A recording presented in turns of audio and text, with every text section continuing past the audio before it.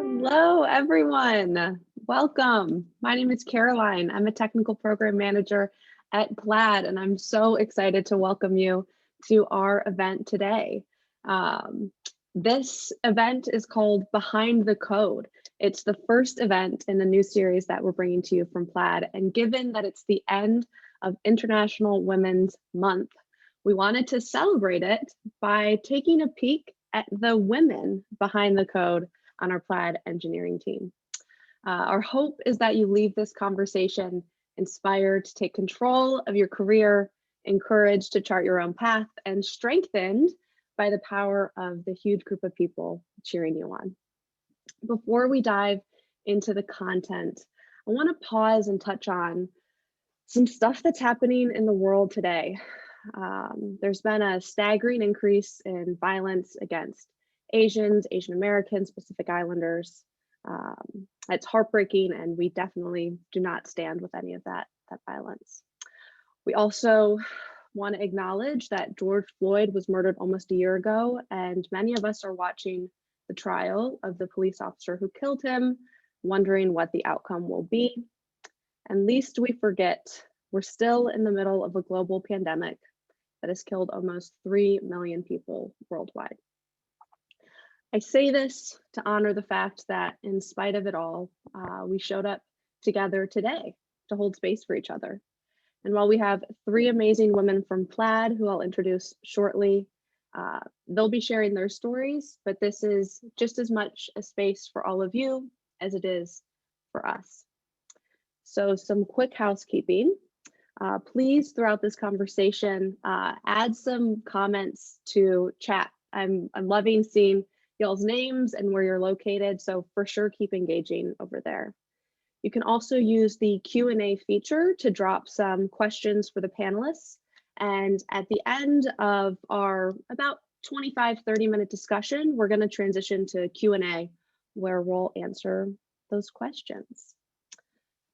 Sound good? Great. So today I'm joined with April, Jane, and Joy, 3 incredible humans, incredible engineers, incredible members of the Plaid team who will be telling us more about their journey as strong women engineers. Before we dive into the questions, I want to start things off with introductions. Joy, do you mind kicking things off? Totally. Hey everyone, I think good morning or maybe afternoon for some of y'all. Excited to be here with you and kind of talking to you. Yeah, so a little bit about myself. As you know, the slide says, I'm currently an engineering manager at Plaid based in SF. Right now I manage the core services teams at Plaid. So that's a set of teams responsible for our online product infrastructure. So some of the building blocks that other engineering teams at Plaid use to kind of build our products. So that includes things such as our kind of core data models. So for example, like how we model like users, logins, permissions, bank accounts, bank transactions. It includes how we kind of schedule updates to data and post-process it, as well as kind of higher level building blocks for our product. I've been at Plaid for about 4.5 years now. So joined back when we were a startup of 50 people, which feels like forever ago now, but I've had a pretty amazing journey until today. I actually joined kind of as a back-end engineer, transitioned into management about 2.5, 3 years ago now, and I'm in the middle of kind of transitioning back to being an IC. So more on that later. Otherwise, I've been spending kind of quarantine time baking and reading. So I have indeed joined the Sourdough Starter Club. Thanks, Joy. Jane? Sure, thank you, Caroline. Hi, everyone. My name is Jane Ullah, and I joined Plaid a little over 2 years ago. I'm currently a software engineer with within our integrations engineering group. And I'm based out of Salt Lake City, so I'm pretty happy to see a lot of Utahns attending this session with us. on my while I've been at Plaid, I've been working on our auth and identity products, improving the reliability of those products, and also was part of a team that worked to improve our security posture when it comes to how users are connecting their bank accounts to Plaid. And when I'm not working, I like to go on a lot of long distance hikes. Last year, I went on 220-mile hikes with my partner. So that was a lot of outdoor activity that I'm hoping to keep up this year, and lots of fiction reading. So I'm pretty stoked to be here, and looking forward to taking Q&A later. Thank you, Joy. Thank you, Jane. Thank you to everyone dialing in today. I was thinking for questions, it might make sense to start at the beginning of your careers in engineering. I think it's really easy to fall into the trap that there's this one optimal path, but I know from my conversations with y'all that that's not always true. There's no one right path into this work, and I'd love if we could hear a little bit more about that. So maybe Joy, do you mind kicking things off and tell us about how you got into engineering? Totally. So I think a little bit of a fun story here. Both of my parents were actually kind of originally software engineers and like CS PhD. So as a kid, I was like, there is no way I'm doing this. I kind of stayed away from it as long as I could. I actually, the first time I ended up doing any coding was when there was a big snowstorm in Seattle. So for those of you from Seattle, it doesn't snow all that much. When it snows, like, we're terrible at dealing with it. But that basically meant I got snowed into my house for a week and was bored and was looking for things to do. So that's when I first kind of picked up coding. And that was around in high school, but I think even when I went into college, I definitely wasn't kind of set on the idea of being a software engineer. I joined much more as kind of like a theoretical math major, ended up doing a freshman year internship as a software engineer, basically to see if I liked it or not. And I think one is I did, and then two, I think the further I got into college, the more excited I got about kind of building, right? And I think for me, the fun part as an engineer is you get to build stuff and like get to see it manifest pretty immediately. Whereas if you're kind of more in the research world, it's just a much longer time frame until like you see the impact of your work. So kind of that's what brought me over. Was it what you expected as you've been moving through your career in Eng? Yeah, it's an interesting question because it's kind of like yes and no. I think part of the like fun at Plaid has actually been that my job kind of changes a lot, like probably every 6 months or so, what I'm doing kind of changes pretty dramatically. And so there are pieces, times where it's been kind of much closer to like what, the type of work I was like doing as an intern or that I'd expected. And there have been times where like it's been pretty different, and that's been a cool like learning opportunity. I actually ended up kind of minoring in poli-sci in college for the fun of it, like wandered into a lecture by this professor that was an amazing lecturer. And I think actually, especially after I became a manager, that ended up being as applicable as any of the computer science classes I took, because that was kind of the poli-sci classes was what taught me how to think more systematically about like groups of people and about kind of structures and behavior. Really interesting. April, welcome back. We missed you during the Zoom crash.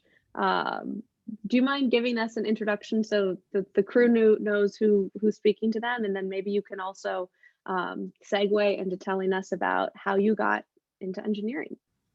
Sure. Hi, everyone. It's so nice to see everyone here.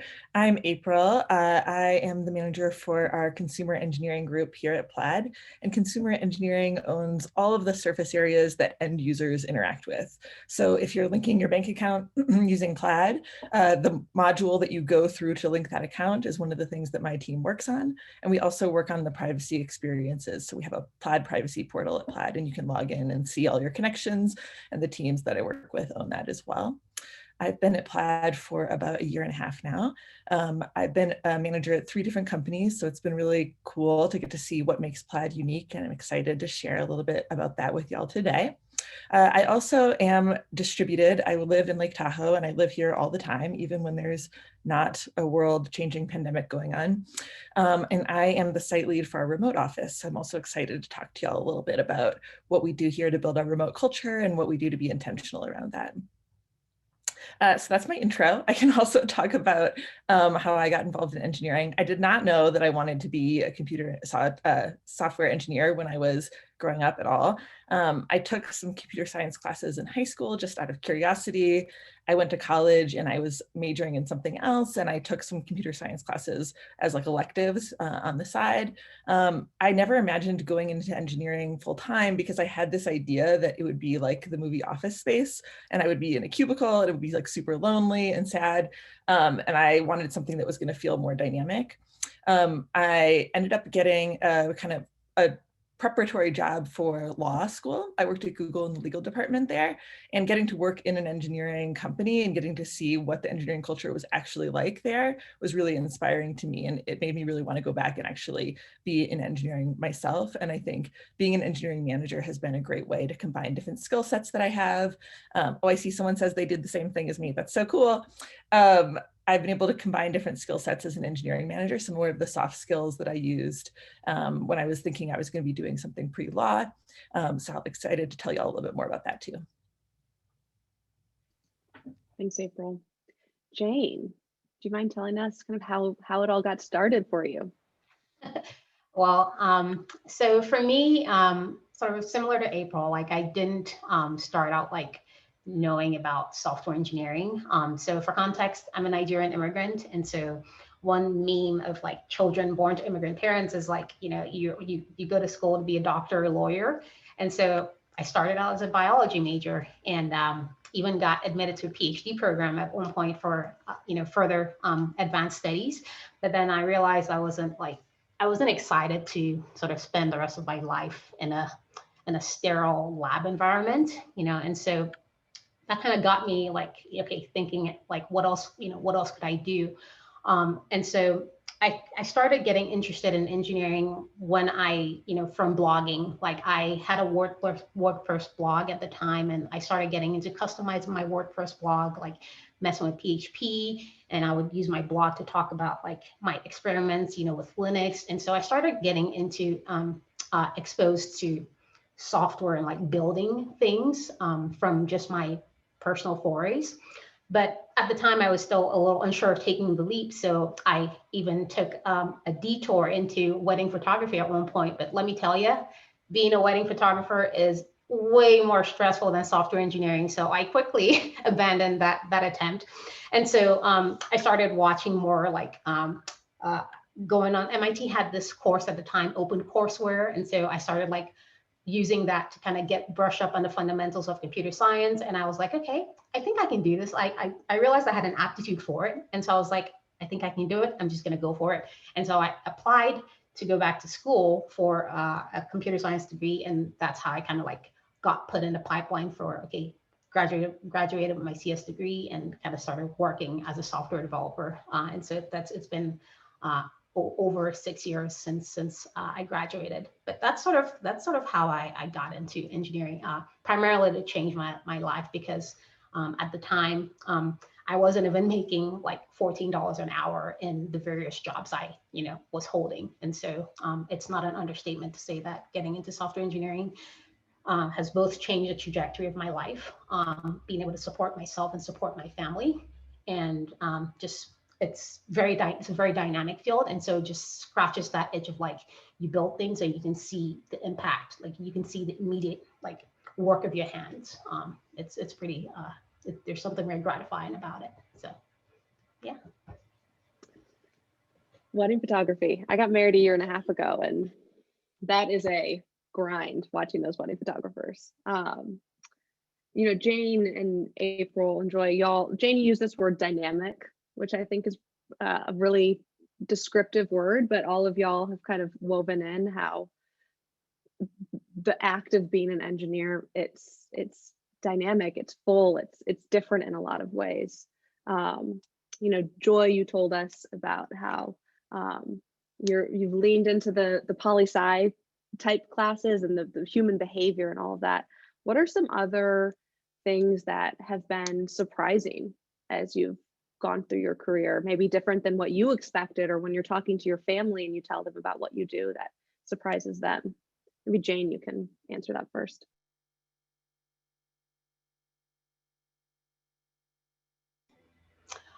So I'd say for me, one of the things that, I wouldn't say it's a surprise, but one of the things that gets kind of reinforced for me daily is how much not just technical intelligence is a component, like is like a key ingredient of being happy, and software engineering roles are like a key ingredient of success, but emotional intelligence is one very important like aspect of, you know, you being successful in your role.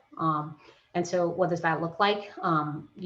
Software engineering is not just dealing with ones and zeros, you're dealing with people. And so that's probably one of the things that I'd say it surprises me, but it also doesn't surprise me. It's just something like you'll traditionally hear people refer to it as like soft skills, but it's you know, soft implies like it's not as important, but it's actually very, very important. And so that's the main thing that comes to mind when I hear that question, like what was surprising, but maybe not quite surprising. Joy, I don't know if you had any additional insights. Yeah, I think definitely, I think very much like +1 on that. I think the other thing maybe that was surprising for me, like after I kind of started working full time, especially, and I think something that I didn't really internalize when I was doing like internships, was just like that career paths are not linear, right? Like I feel like in college, especially, it's easier to have this kind of like mental sense of the rat race, right? Like you do this, which leads to the next thing, which leads to the next thing, which leads to the next thing. And then if you're like me and you don't have a 5-year plan, you just kind of panic inside a little bit.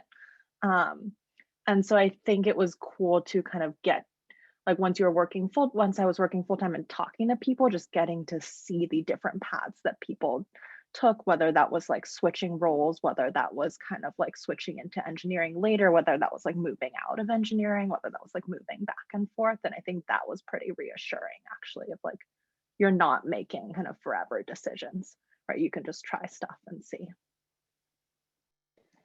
Joy, you know, it's interesting you say this. At the beginning, you touched on you joined Plaid as an IC, you switched into engineering management about 3 years ago, and now you're switching back to the IC path. Can you tell us more about that journey you've been on, kind of going back and forth between the IC and manager track? Yeah, totally. So little bit of context for folks is like I think like many kind of engineering orgs, Plaid has parallel like IC and manager track, so you can kind of like grow career wise on both. I joined Plaid as a software engineer. You know, maybe what, a year and a half out of college. So at that point, I was kind of mostly doing back-end engineering, doing of kind of some other projects, had no idea I would want to be an eng manager. And then I ended up being the tech lead for our assets product build out. And I think one thing I really enjoyed there was like, you know, I was working with a team of other engineers. One of the things I was trying to help figure out was like, okay, how do you divide up like the work between people who's working on what? Part of that was like chatting with folks and seeing, okay, what are you interested in? How do you want to grow? Trying to line that up with a division of work. And I think that got me interested in being a manager, in part because I wanted to be like a kind of bigger part of like people's career growth, right? And I think Plaid was much smaller as a company at that point, and we didn't really have that like pre kind of paved path for ICs to do that as much, right? Like it was kind of much easier to do that as a manager. And then I think getting to see like the impact that like good managers I had here had. So that's kind of what got me interested in being a manager. And then so I switched a few years ago, got to kind of manage the core services team, grow it out, briefly also managed the international team. And then, as I mentioned now, like a few years later, I'm kind of switching back to being an IC. And there's this great article out there called like the engineering, like what is it, the IC manager pendulum, about like kind of switching back and forth. But I think the way I personally think about it is like, I don't think about my career as necessarily aligned with like growing as an IC or growing as a manager. I think what I ended up deciding that I care a lot more about is like, what are the problems I'm tackling, right? And kind of like, what are the problems I'm most excited to be spending time on? And I think in different kind of like points at a company, like those problems change, right? The role of what like YCs do versus like managers do change. And so I was excited to kind of get to switch to being a bit more hands-on now, kind of tackle a different set of problems. Thanks for telling us about that. And now, April, you mentioned that you've been this is your third company where you've been managing. You manage our consumer group that touches on the interfaces that people use to engage with Plaid and the privacy experiences that they have. What advice do you have for people who, once they get into management, how they stay in it and thrive? Yeah, good question. What I've learned about management since I transitioned a few years ago into it is I expected it to be a lot like mentorship, which is something that I did a lot as an IC. I was a TA in college. I taught at a boot camp for a couple of years while I was also working, and I really loved teaching. And so I always had this idea that maybe management would be a track that made sense to me because this seemed like a mentorship opportunity. And what I learned in management early on was it's actually pretty different than mentorship. So I think it's really great to get some experience in a management-like role before going all the way into managing a team. That might mean working with an intern and being responsible for their growth over the summer, or an apprentice. It might mean being the onboarding buddy for a new graduate, someone who's really new to the field, and helping to be responsible for their growth and helping them in a little bit more of a hands-on fashion than you might as a mentor. I think sometimes mentorship can be kind of a model where the mentee seeks out information from their mentor. And I think in these management roles, you're really taking a more proactive stance towards the person you're working with. So I'd recommend to anyone who's interested in management, get one of those kind of preliminary experiences. I think some of the things that are really fun about management also are you're really building something. It's just that instead of building software, you're building a team. And so a lot of the same logic that you use for engineering, you really use in how do you help this group of people be the most effective that they can be. So I think another great thing to do if you're interested in management is get really involved in hiring, doing interviews, during interview panels, seeing how decisions get made around who to hire and how they're going to fit into a team, and how that hire will make that team stronger is really interesting. And that's something that I think is a lot of fun at Plaid. Specifically, we tend to talk a lot in our debriefs about how someone would fit into a specific team and how they would really up-level that team with their unique skill sets. So I would say getting experience early on in your career about managing things in addition to mentorship, which is a little bit different, that's a great way to see if it's something you might be interested in.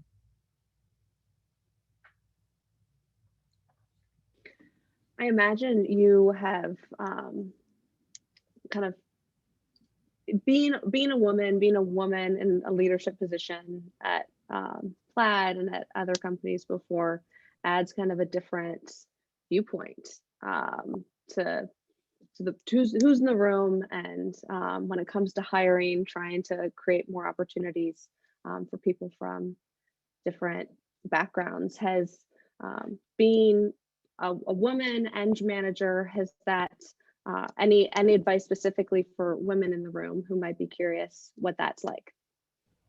Yeah, definitely. One of the big influences on my career was I had actually a woman who was the VP of engineering at a startup that I worked at who really sponsored me for opportunity. And she actually talked to me a little bit about the difference between mentorship and sponsorship. Whereas mentorship, it also looks like that pull model of learning that I talked about early. Sponsorship is when someone in your career ladder sees what you're capable of and really advocates for you to have opportunity that you might not have had otherwise. So it's really about connecting you with opportunity.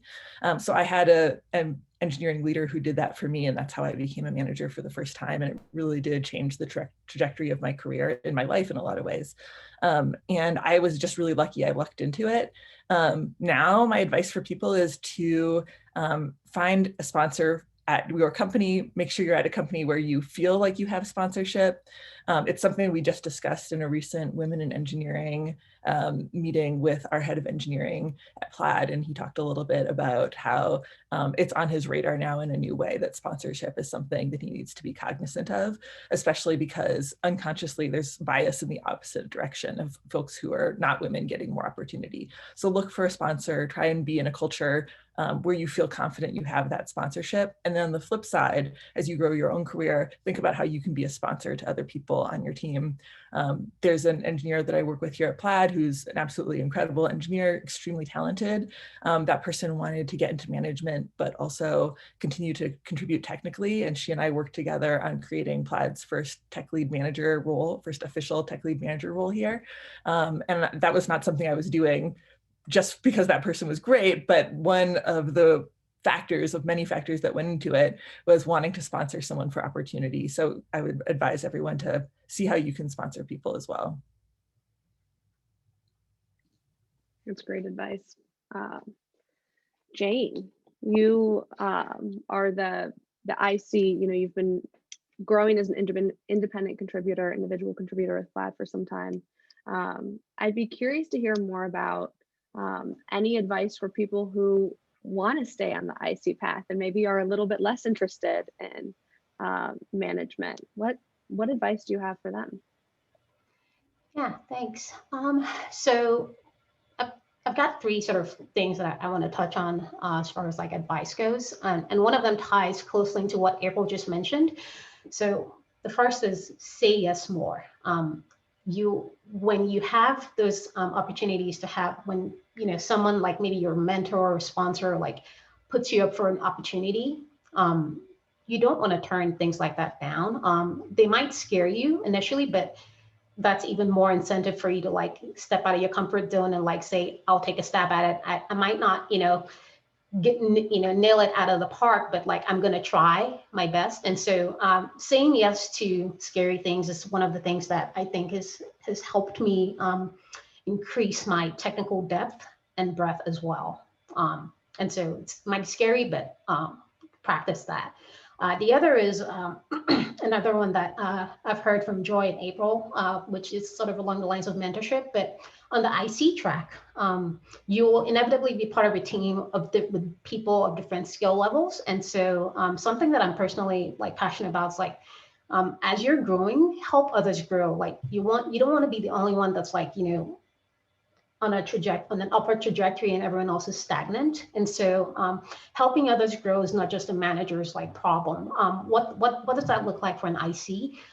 It could be advocating for someone to work with you on a project, or maybe even recommending them for a specific project that maybe if you have too many opportunities on your plate, you could recommend someone else take on some of those opportunities, or even put their names forward first before yours. So that's another growth tip there. And then the last one is one that's actually important, is also important as the other two. So developing a laser focus on work that matters. It doesn't mean, so what do I mean? In this case, like Plaid, like so specifically for me on the integrations engineering group, we deal with tens of thousands of banks. And the issues we get are like end users and consumers are like feeling the pain of broken integrations. However, you have to be judicious about like where you apply your efforts. What are the metrics that the company cares about? What are the metrics that your manager and her managers care about? Things that are pertinent to your group, that's where you want to make sure your efforts are focused. It doesn't mean you ignore things that are broken. In fact, Plaid encourages us to like, you see something that's broken, be empowered to fix it or say something about it. But it just means that you want to make sure that you are rowing in the same direction that the company is rowing in. And so you can, you could work with your manager, and I'm glad to have a manager that has helped me sort of develop a framework for making sure that, I'm thinking about like projects the right way, and in ways that align with, the company's direction. So it's going to be important to develop a framework to help you make that call of like, is this the most, is this the project that can, help the company get to where it needs to be? And if it's not, like you need to push back and ask like more pointed questions around, is this the best thing? Is this the best thing that we can be doing to get, to achieve our goals? So those are the three things that I have. Say yes more, help others grow along, and just a laser focus on like the impactful work, pretty much. I love that. I realized I didn't tell much about myself, so I'm actually going to use this to segue into an experience that I had. So I'm a technical program manager at Plaid. These days I'm managing a team, our Eng product design and support operations team. But when I got into technical program management at my last gig, I was, I guess, sponsored for that. I had started in support operations program management, and I was mostly focused on the process we used for some legal pipelines and making sure that we were removing content the way that it needed to be removed, compliant with all the regulations. And there was an Eng manager who I had been working with who sponsored me to move from support operations program management into technical program management. And, I was really struggling because I didn't know if I was technical enough or if I could really go into a room with 20 engineers and convince them to do something and explain why we needed to, change our pipeline to work a certain way and what actually needed to happen. And he was a big advocate for me in terms of going to the CTO, making the recommendation that I switched teams. And then ultimately, once I switched and became part of the engineering org, even though he wasn't my manager, he went out of his way to make sure that I was set up for success and that I had tech leads that I was working with and that the team understood how to work with me. And, that was a way where, I think back to that experience, he was someone who we really didn't need to do that. But he did, and it has changed my career and made me feel like maybe I am technical enough, maybe I can be in this room, and help me fight a lot of that imposter syndrome. Switching gears a little bit, diversity, equity, and inclusion is a big focus for Plaid Engineering. And we know that success in DEI is not just hiring people from underrepresented backgrounds. It takes a lot of work from people across the organization and sustained work to make sure that you have inclusive and equitable environments. I want to nod toward Joy. Joy is one of our early engineers at Plaid, as she mentioned in her introduction, one of the first women to join the team. She also last year co-created our Women at Plaid employee resource group. Joy, I would love if you could tell us more about some of the work you've done across Plaid in these handful of years and why it matters to you. Totally. Yeah. I think for a little bit of background, as Caroline mentioned, I joined Plaid, when it was a much smaller company. At that point, it was about 50 people total. Engineering was probably kind of like 15 to 20 people. I was the second woman in Eng. And so I think it's been really cool to see the progress over time for that over the years, and then get to be a part of many different iterations of kind of DEIB work at Plaid. The first statement about kind of inclusion at Plaid that we wrote, talking about why we care about this as a company, happened at a hackathon when we were somewhere between 50 and 100 people, a couple of us in a room, sugar high on eating donuts and all the kind of other food during the time, brainstorming, right? And then it moved to kind of more of a volunteer DEI committee, and then kind of got enshrined more organizationally in kind of the people ops team and kind of company-wide DEIB OKRs. And then more recently, now we're about 600 people and 200 engineers. right? And we kind of started this Women Plus, we call PCG, Plaid Community Group, kind of it's an analog to an employee resource group or ERG, same concept at other companies. And to me, I think there's two big kind of buckets of this work. One is more of the like internal facing work to help the community, right? So one part is about helping build community, because I think especially if you're in an underrepresented group, you may have fewer people or maybe no people on your immediate team that you work with day to day that share that experience. And so making sure people feel that community across teams is important. And then also helping kind of level up the careers of folks within the community is a big focus of Women Plus. So for example, we've done kind of review writing workshops going into performance review season, because like I think for many folks, myself included, like it's awkward to brag about your accomplishments. And it helps a lot to work through that with other people, right? So that's one big bucket of work. And then the second bucket of work is more advocating or giving feedback for things like changes we would like to see in kind of organizational processes, right? So that can be everything from, as Caroline mentioned, recruiting. It can be talking about like benefits the community cares about when Plaid's kind of doing our annual like kind of benefits audit and refresh, right? It can be talking about like processes for how we like sponsor folks for opportunities or create like opportunities for folks. And why, you've been doing all this work, watching the team grow from 50 to 600, over 200 people in engineering. Why does it matter to you? Why do you keep making time for it? Yeah, I think it's like, to me, it's like you want to build the place that you want to work at, right? Build something that you think can be like great and different and like better, right? I think we're aware there's a lot of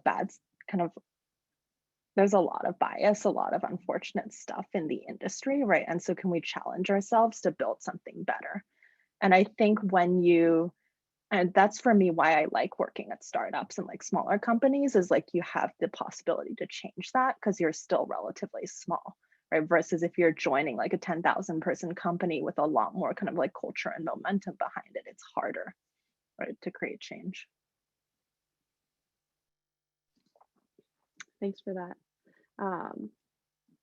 It is, we don't need to share the exact statistics across the industry. I imagine most people dialing in understand that we don't have equity, we don't have equality across the industry, especially for women, and even more so for people of color. Jane, you have been with Plaid for a few years now.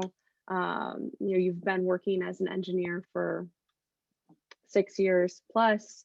What advice do you have for other women of color in engineering? Yeah, so a large portion of my advice for women that look like me in engineering kind of dovetails like pretty closely with the same advice I have for ICs. But I will say that one of the things that I struggle with when like it happened at my previous company, it happened to me at Plaid, was like, when I first joined, like there was, Plaid just has a lot of smart people, and just there is this sense of like, how did I get here? Like they're gonna find me out. You could, almost, think of that as like, an extra like layer of imposter syndrome of sorts. And so I'd say the one piece of advice for people of color would be, and Black women would be like, once you're part of a company, just trust that you belong there. You made it through the, gauntlet, if you will. It's not like that applied, but you made it through the interview process, and you have to be your number one advocate. And so it may be that, you might not feel super confident yet to do that for yourself. And so that's where cultivating circles, like, joining PCGs, Plaid community groups, has helped improve sort of my confidence as well, like that I belong here. And so at Plaid, there's the Win Plus, which Joy mentioned some of the things they're doing, like the review workshops, which I found like incredibly helpful. The bragging, the sort of praising yourself thing is something that, doesn't come naturally to me, for example. And so like, I found that very helpful to like make sure that I'm representing my work and myself in the best light possible. And then there's also, the support of family and my partner. Like, just if you don't have that, like, in confidence already that you belong here, then lean on your family, lean on PCGs, for example. I've been fortunate to work at companies where I have seen people like myself in strong IC roles, and at Plaid, it's even been taken a step further. Like, my previous company, there was only one female engineering manager, and at Plaid, and in particular at Salt Lake, in the Salt Lake engineering branch, there's, I think it's over 50%, engineering managers. And one little known secret was one of the reasons I joined Plaid was the opportunity to work for Kira, who leads the engineering group. So, long story short, trust that you belong where you are. You're there for a reason.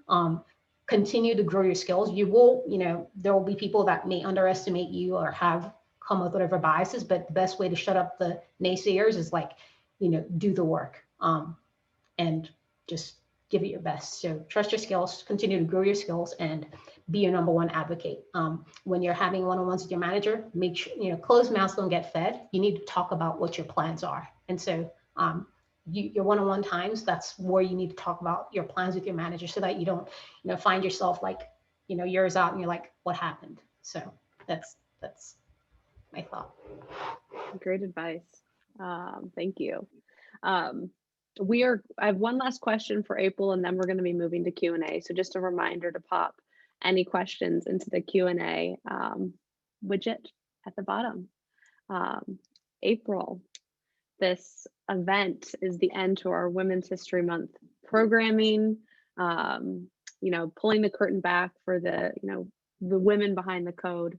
But I'm aware that there are men on this call.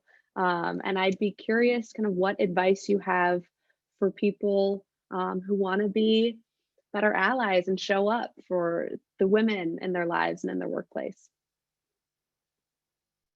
Yeah, so the first thing I'll say again is sponsorship. Be a sponsor to women who you think are talented, who you think could really crush a stretch opportunity if they had it. Help those people connect to opportunities.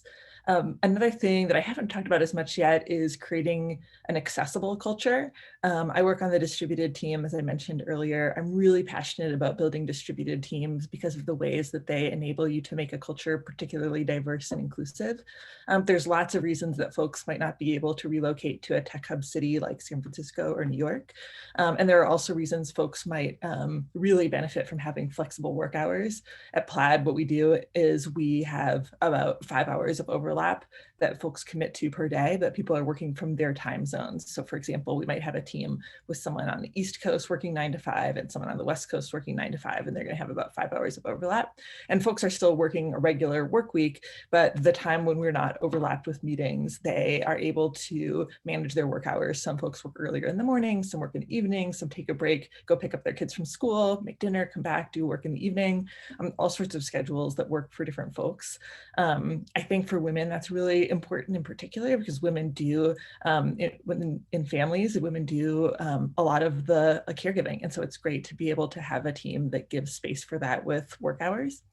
I also think in addition to being great allies for women, it's just a great way to be an ally for all sorts of different types of folks who may not be able to or choose to relocate to a very specific location. So thinking about ways that you can make your workplace more inclusive and more accessible to people, consider distributed work, whether that's something that might work for y'all, and sponsorship. Thanks, April. All right, that's it for the questions I have for y'all. We have some questions that are popped into the chat. So as a reminder for folks on the line, feel free to put additional questions in here. I'll just read from the top.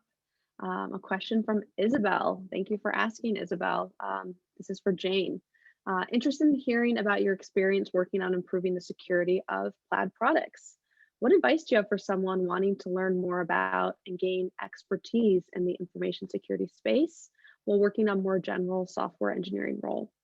Was this knowledge that you came in with with your role or learned on the job, what kind of resources would you recommend for leveling up one's skills? Thank you so much. Yeah, thanks for the question, Isabel.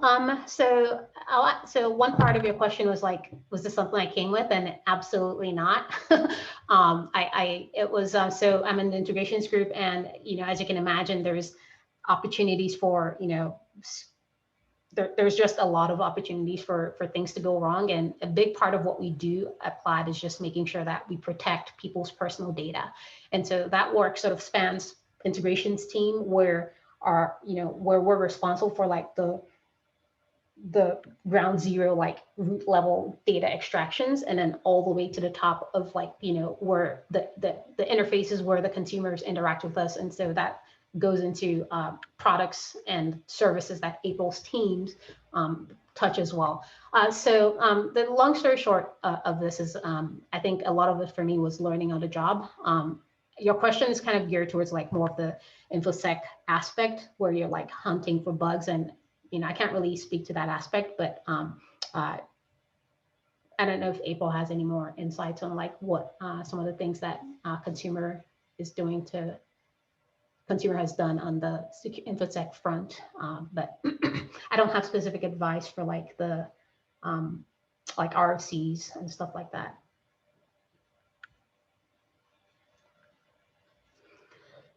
Excuse me.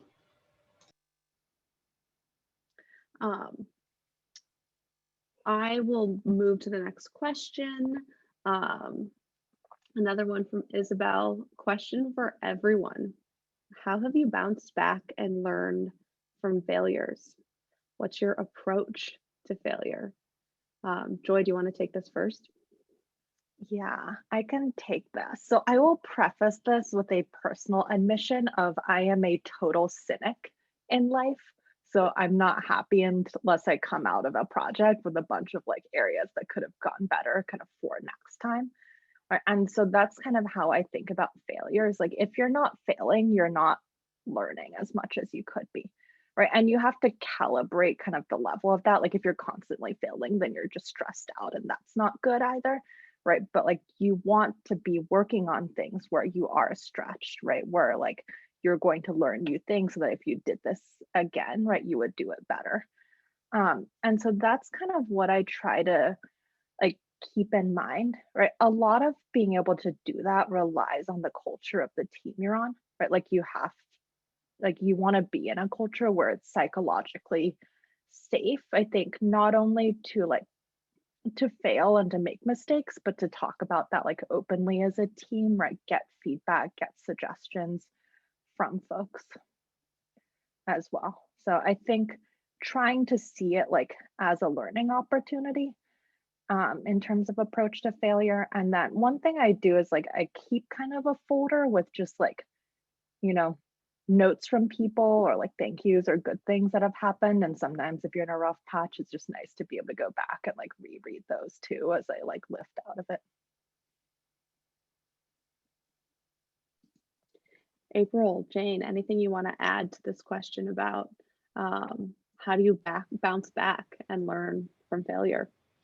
So one of the things that I've really gotten to appreciate since I joined Plaid was this, like, I used to be very, like, I have a tendency to like, want things to like be, neatly tied up with a bow 100%, it's everything's all green and happy, no issues. But since joining Plaid, like, I've worked on a few projects, and one of them in particular where it like ran over like almost 6 months long wait, just ran over scope. And, and I've been part of a few incidents and maybe even caused some incidents myself. So one of the things that I've appreciated at Plaid is like, I'm no longer scared to fail as much. Like, Joy said, it's important to like make sure you're not failing all the time, but like failure doesn't scare me anymore, because I know that there's a lesson to be had on the other side of it. Maybe the lesson was like, okay, I either didn't plan long enough for, the project, or that I just, needed to have some expertise that was missing on the project. But I'm not scared to fail, because like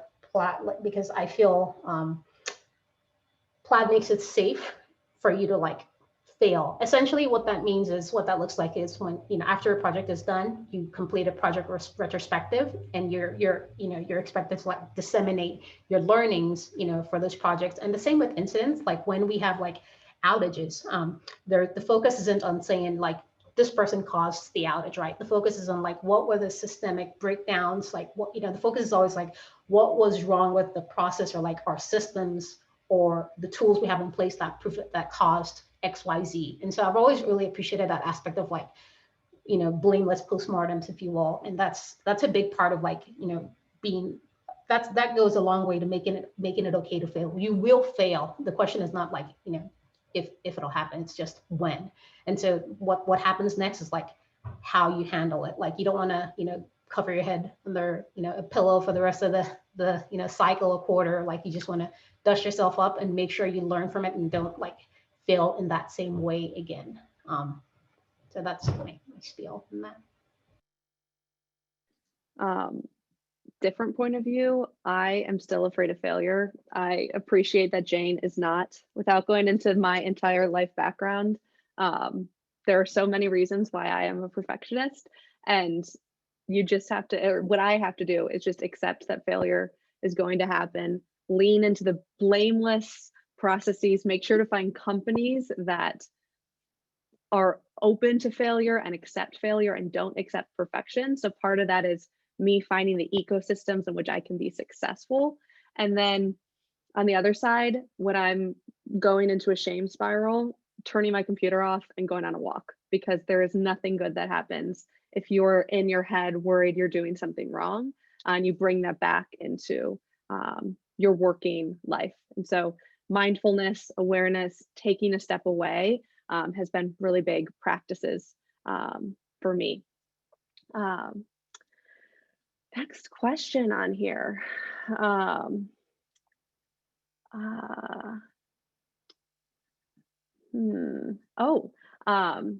From Katie, how do you network? As a student, I know that it's important, but I don't always know how to go about it. How do you maintain connections? What should you ask? April, do you mind taking that?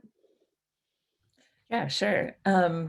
So one thing I love is the LinkedIn. I highly recommend people are really ambitious with their LinkedIn adding. I've had folks that I interviewed multiple jobs back at a company. They added me on LinkedIn. Maybe we made an offer to them, maybe we didn't. They stayed in touch over the years, and they've come and they've interviewed now at Plaid, just because we stayed connected on LinkedIn. They kind of saw when I was posting about job opportunities. And I've also reached out proactively to people who I knew that way via LinkedIn connection. So if you meet folks socially who are kind of in your industry, recommend adding them. If you're interviewing with your interview panelists, adding those folks on your LinkedIn is one great way to do it.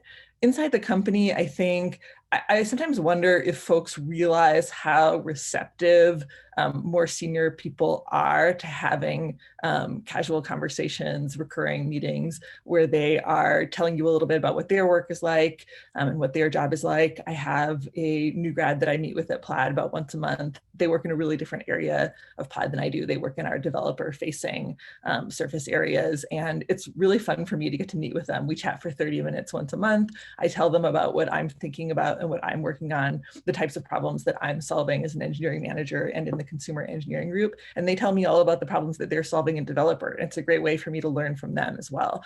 And they asked if they could set up 30 minutes chat because they wanted to learn a little bit more about consumer. They wanted to learn a little bit more about what engineering management was like, but I honestly learn as much from them as they learn from me, and it's great. So don't be afraid to reach out. There are people who might learn a lot from your perspective as well.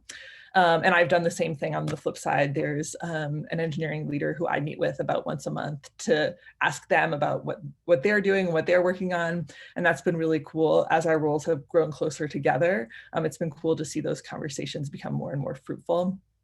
So reaching out to folks, don't be afraid. It's hard. That's really hard advice to follow. But really, a lot of people are going to be receptive.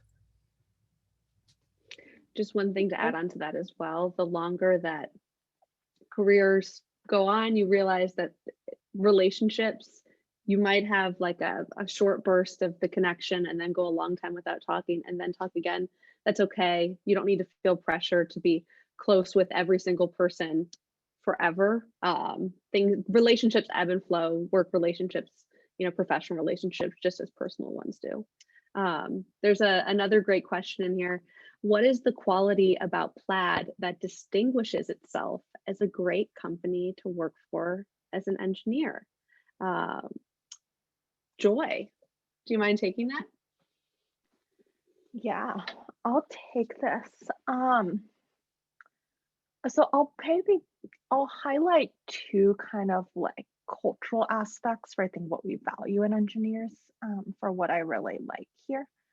I think one is kind of just something Jane mentioned a while ago is we take helping the people around you grow kind of very seriously, right? My mentality towards this, like as a manager and kind of in terms of building is your team is like part of everyone's job here is to help the people around them grow, right? It's not kind of like a nice bonus thing. It's like a core part of like what you do as a manager or as an IC, right? And different people find different ways to do it, right? Some do it more as a part of projects they're on, some do it kind of mentorship or sponsorship. But I think taking that responsibility seriously is something kind of I value a lot and that has kept me here. And then I think the second part that I really like in kind of Plaid Eng culture is valuing proactivity in kind of the engineers, right? We're a fairly like bottoms up org, right? It means that like your team is like responsible for talking to your stakeholders, understanding how you fit into like the broader business and product, figuring out like how can you contribute to that. And so there's a lot of value to folks being able to do that, being able to kind of come up with ideas and like push their team's envelope of like, what can we do? Thanks, Joy. Just time for one last question. I'm going to send this one to Jane because you talked about saying yes. Question from Kitty. I think the advice of saying yes to challenge and opportunities is great life advice, but I struggle over getting over that initial hesitation. Am I good enough? What are your suggestions and strategies for overcoming that fear? Oh man, this is a great question. So one of the strategies that I've employed is like in the examples that I had in mind when I said say yes more. One was where a more senior female engineer like kind of tapped me for a project, and I was like up, and she also happened to be my mentor, and so I was frank with her. Like it was I had a one-on-one conversation with her where it was like, frankly, I don't think I can do this. Like, why the heck did you even like tap me for this? And so she gave me that feedback and like outlined, the reasons why she thought that this was a good fit for me. And so, so to answer your question, like, I think one of the strategies you should employ would be like, if you have someone that you can talk to, that you have respect for, that you trust, whether that's a formal mentor, or honestly, it could even be your manager, I would say have that honest, like just have that heart-to-heart conversation. That's something that I've also that's new a little bit to me, where like, being open, like you have to be a little bit vulnerable as well, and share that you're feeling a little, you're a little scared, like you're not sure. The key for me was having that vulnerable like conversation in one-on-one settings versus like out in the open. And so that's and hearing that feedback from them saying like why they thought that I was a good fit for this was like a great confidence booster. So that would be what I'd recommend is reach out to someone you trust, and yeah. Well, that is it. Thank y'all so much for joining this discussion. I'm sorry we couldn't get to all your questions. Really appreciate you making some time for us. We are hiring at Plaid, and so if you enjoyed this conversation, enjoyed these ladies, come work with us. You'll get to work with them all the time. All right, thanks everyone. Have a great rest of your day. Bye.